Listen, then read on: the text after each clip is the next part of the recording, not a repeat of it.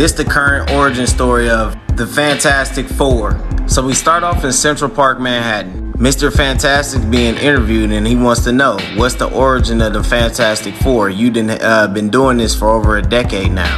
He tells him it started off horrible. He's always been fascinated with the unknown, not only what's beyond our knowledge, but also what's beyond our reach. He used this money to construct the damn ship called the Marvel One. He equipped it with his own experimental faster-than-light drive. For the test run, he recruited Ben Grimm. That was his best friend, and he was already on track to be an astronaut, so he was just trying to give him a faster way to, get his hours in and shit. So they was chilling on the motherfucking porch and shit, and that's when motherfucking Johnny and Sue came up, driving fast as hell. She like, stop this motherfucking car right now. So they pull up and they got to talking to Mr. Fantastic, and he mentioned the rocket ship. Ben was like, whoa, when the hell we go out of space? Sue snapped on his ass like, go? You're 16. I can't even get you to go to school for 2 weeks in a row. You're not the boss of me. Court says different, only. So Mr. Fantastic was making a joke like, man, you can't get on board. I already got a full crew. But if Ben wants to train you as backup, then he was like, shit, I'll do it. I'll train him. Mr. Fantastic was mad about it, but he was actually surprised when Johnny stepped up. He said in another life, he could have been a NASA MVP if it wasn't for his impulsiveness. And because Sue was watching his ass, she became a good ass astronaut too through the training. So now they got the team. So later they end up getting the clearance to go through to space through the FAA. Mr. Fantastic was talking about how he went over to Flight and Designs, but the FFA dude, as he was walking out, was like, yeah, but the lack of significant radiation shielding, we're trying to warn you, don't go. Fuck it. The Van Allen radiation belt ain't something to take your chances with. I don't know. So Mr. Fantastic stormed out mad as hell, talking about some fine, I'll redesign the cockpit and go at it alone. So all the rest of the team had a meeting about should they trust his plans or not. Ben was like, man, fuck it, I trust his ass. I'm not 100% with the math, but fuck it, I'm with it. So Sue was like, shit, he gonna need us. We gotta go with his ass.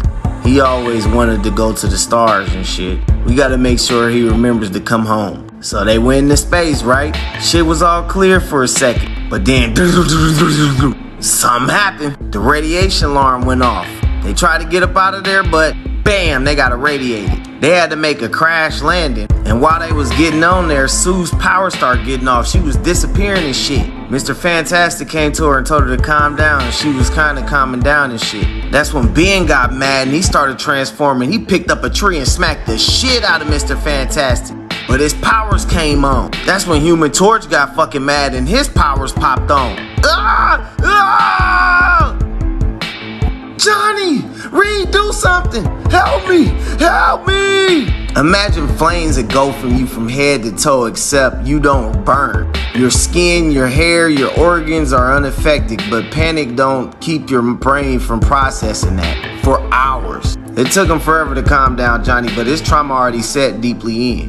He said they went to space as ordinary humans, but they returned to something far different. Mr. Fantastic was like, my God, what have I done? So they went back to the Baxter building and did testing. He couldn't find a remedy for their new condition.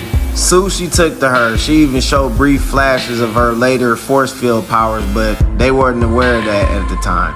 And it still required massive concentration for her to avoid fading in and out of random. She got depressed as hell because she was trying to be an actor, but she knew she couldn't be no actor no more because there wasn't gonna be nobody that wanted to star who couldn't reliably be caught on camera.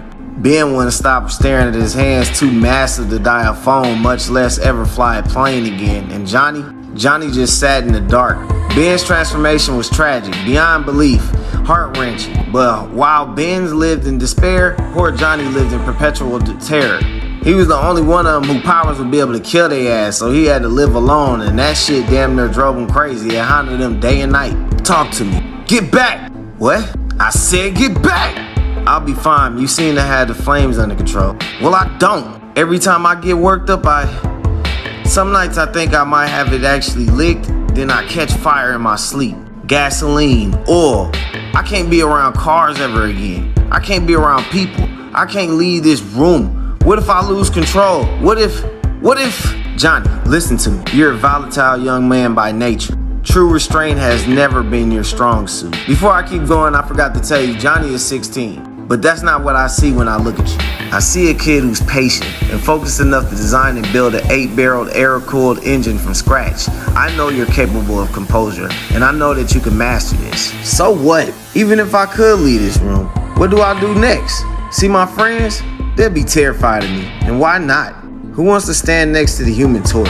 So the interviewer asked him like, man, that's bogus. How the hell you deal with the guilt yourself? Let's just say privately and leave it at that. But he said Johnny gave him an idea. He remembered back in World War II, there was a Human Torch. He used to be a menace, but once he understood his powers, he became a national hero, adored by millions. If he could do it, then the rest of us could. So he made them a suit, made them a car, and gave them an outrageous name, the Fantastic Four. It makes them cringe, but it makes headlines and t-shirts and action figures. He wanted to give his friends a shot at glamour and fame. That's not an option.